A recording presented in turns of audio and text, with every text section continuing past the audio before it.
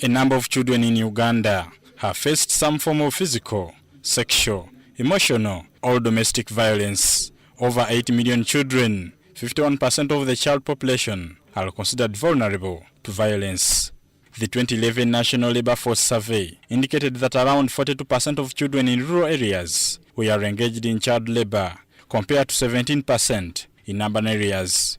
The Child Labour Report of 2013 indicates that 605,000 children were exclusively engaged in work without attending school, of which 330,000 were boys and 275,000 were girls.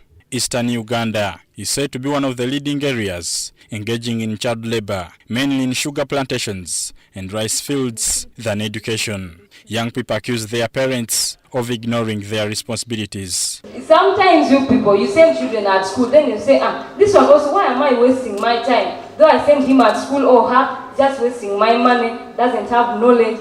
How can that child get knowledge without you teaching him? Although Uganda's comprehensive policy and legal frameworks for the protection of children's rights, inadequate funding, and little decision makers' knowledge of the barriers to children's well-being still affects the effective implementation of children policies. This is according to the 2015 Situation Analysis of Children in Uganda. Uganda is not lacking laws, but the implementation. And even us leaders appreciating that these laws should be implemented for the good of our people, not for the good of wanting votes.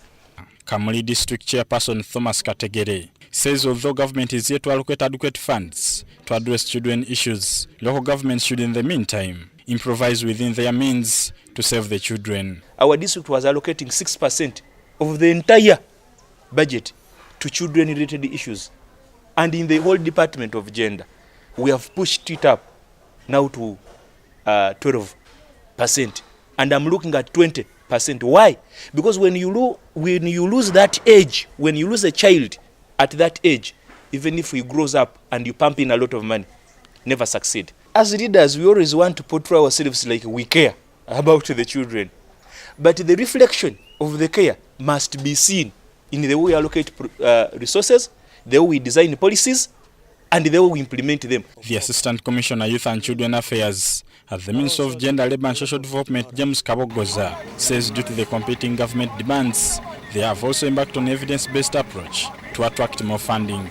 We are trying to come up with evidence showing the effect of violence, for instance, against children, on children and how it affects their capacity to develop and also become citizens that can contribute to the socio-economic growth of the country.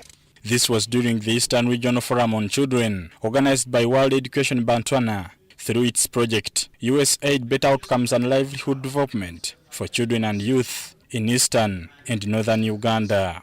Susan Kajura, the country director World Education Botswana, says by closing the knowledge gap, leaders will now reinforce government policies favorably. We wanted, first of all, the district officials to be aware of them, just in case they weren't. We wanted civil society partners to also be aware of them.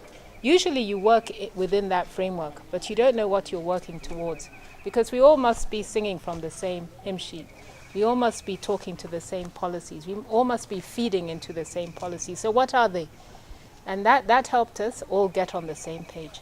The forum that brought together local leaders from over 16 districts in Eastern Uganda, officials from the Ministry of Gender, and civil society organizations sought to measure progress towards the expansion of social protection and improved child well-being in alignment with the priorities of the Social Development Sector Plan's Social Protection Goal and the National Action Plan at local government level.